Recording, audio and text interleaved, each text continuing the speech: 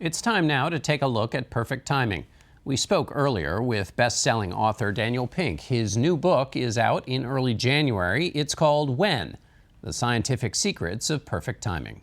You say this is not a how-to book, but a when-to book. Tell people what that means. Well, we tend to think that timing is an art. We make our decisions about when to do things based on gut instinct and intuition. But timing is actually a science. Across multiple disciplines, there's a huge body of research showing us how to make systematically better, evidence-based decisions about when to do things. And it turns out they have a material effect on our well-being, on our productivity, on our performance, on our creativity, on our health, many, many domains of life.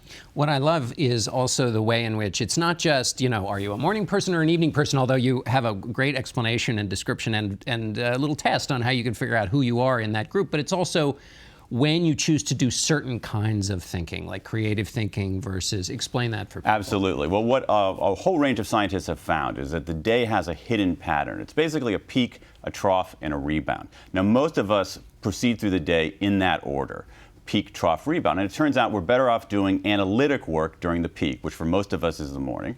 The trough is not good for anything. It's actually a danger zone in many ways. We're better off doing our administrative stuff during the trough.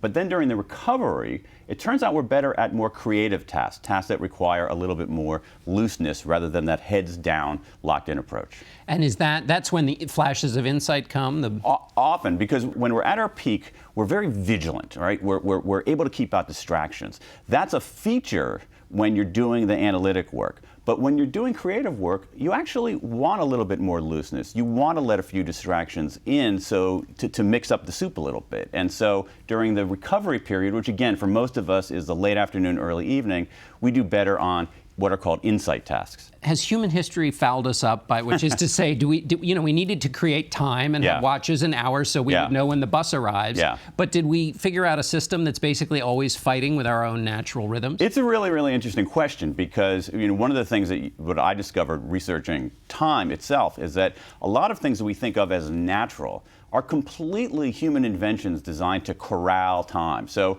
an hour has no natural substance to it. A minute doesn't have any natural substance to it. Certainly a year does because the planet goes around. A day does because the planet spins on its axis. But beyond that, we're always trying to corral time. And it's very hard to do, and time is a very elusive subject. And one of the things that's happened is that I think as a consequence, when we think about our own performance, we focus on what we're going to do. We focus on often how we're going to do it. We're focused on who we're going to do it with. But we put when questions over there at the kids' table saying that it's not that important. And the science is telling us that it's actually demonstrably important. Right. It's the thing you should put at the front. One of the things I love about the book is there's a lot of practical news you can use, as we Absolutely. say. So give people a little sense of that, both in your day-to-day, but also, you talk, for example, about midlife and the guidance that. So give us a sense of those how-to. There are all kinds of things. Number one is that if you think about the science of breaks. Not too many years ago, people who stayed up all night were kind of heroes in the workplace because they were tougher than the rest of us. Then the science of sleep began emerging, and we said, no, those people are fools. I think the science of breaks is where the science of sleep was a decade ago, about to break through the surface as a really, really instructive about how we can work better.